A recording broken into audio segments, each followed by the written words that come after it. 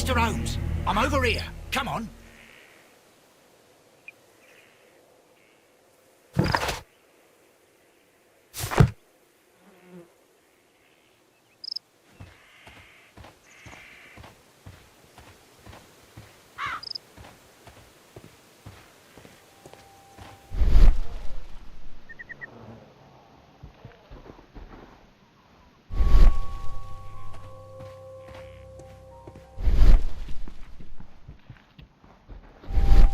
Mr. Holmes?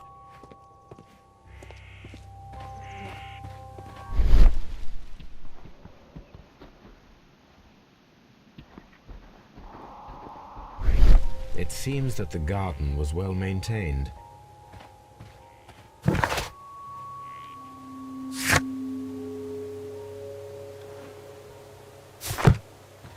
It seems that the garden was well maintained.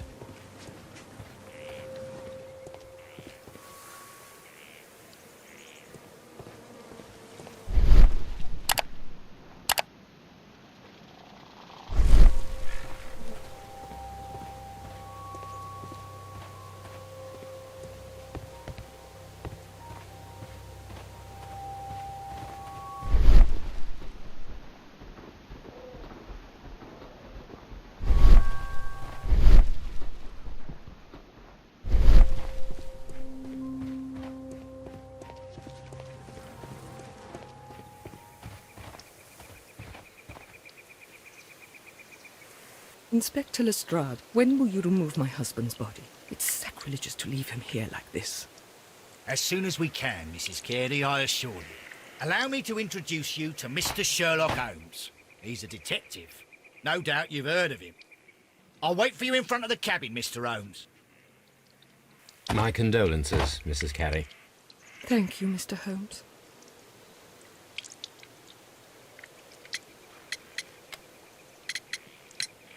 Madam, can you tell me if you saw or heard anything unusual upon the night of the murder? At 2 o'clock in the morning, I heard a terrible scream. But I thought nothing of it then.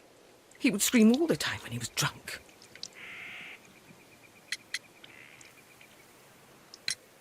Do you remember at what time you found your husband's body? In the morning, at around 7 o'clock, I noticed the cabin door was open. But I didn't go in to take a look, for I knew my husband would not have liked it. At around 10 o'clock, I dared to glance in through the door and... oh dear.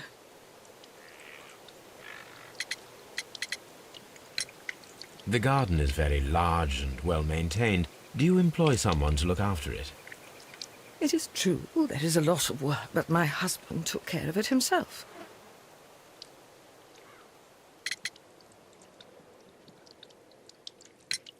Was your husband accustomed to receiving visitors?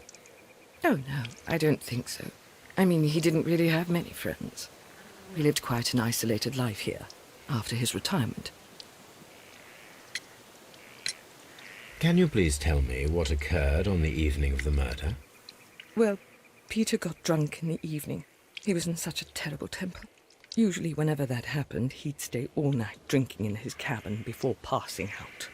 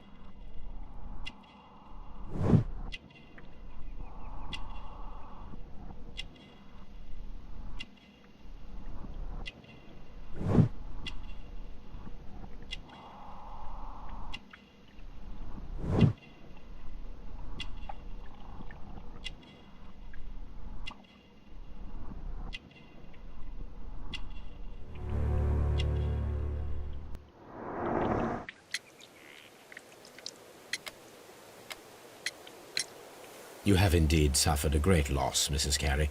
Nevertheless, I believe it will be less of a burden for you soon. Yes. Life with Peter was never easy, but he was still my husband. He was different, wasn't he, when you first met him upon your return from Plymouth? Yes, Mr. Holmes. Oh, my goodness, but how do you know about that?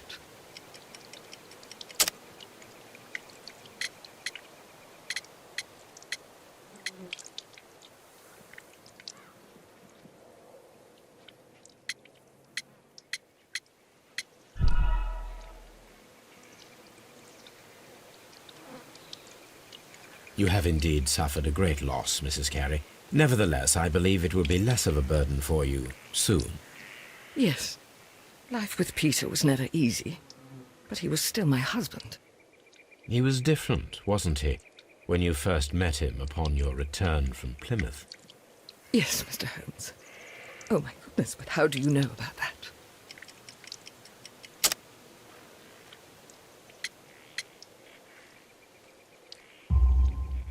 You undertook a pilgrimage to the Cathedral of Santiago de Compostela when you were young. That much is evident from the rosary in your hand. The shortest route for the pilgrim from England to Spain is from Plymouth. I believe that you met Peter Carey as a young sailor there, and you married him soon afterwards. That is indeed what happened, Mr. Holmes. How extraordinary. Thank you, madam. Locked. Wait just a moment, Mr. Holmes, and I'll open it. I locked it yesterday to ensure that no one should enter the cabin and tamper with the evidence. Ah, good thinking. Hello, hello, hello. What is it, Lestrade? It seems to me that someone has tried to force it, Mr. Holmes. Let me see.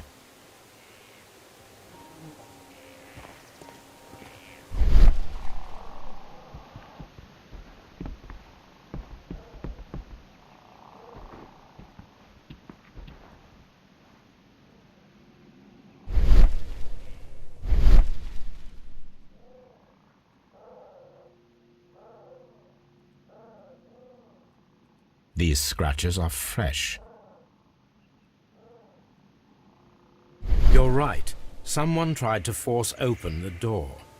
I swear these scratches were not here yesterday. Our mysterious visitor came here last night. Well, he's not the man for the job. This lock is not a difficult one. Perhaps he did not have the right tool.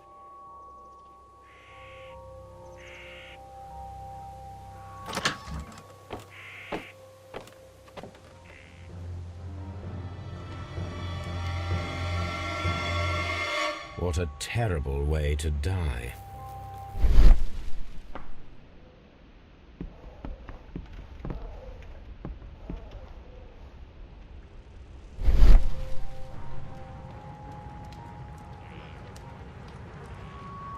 The weapon fully penetrated the body. The force of the blow was immense. Peter Carey was impaled to the wall by a whaling harpoon.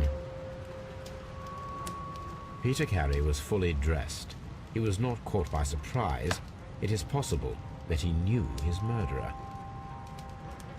This man is in his 50s, yet he still looks quite strong.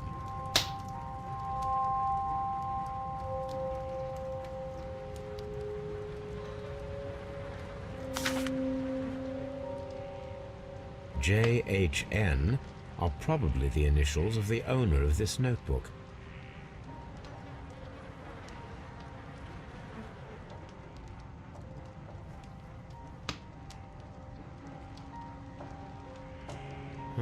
The pattern of the blood stain indicates that the notebook was not lying on the floor prior to the crime, but it was dropped into the pool of blood after the death of Peter Carey.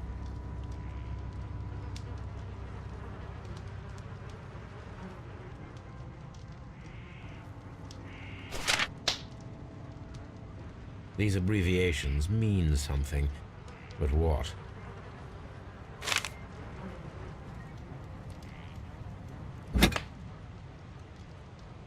This blood is from the pool underneath the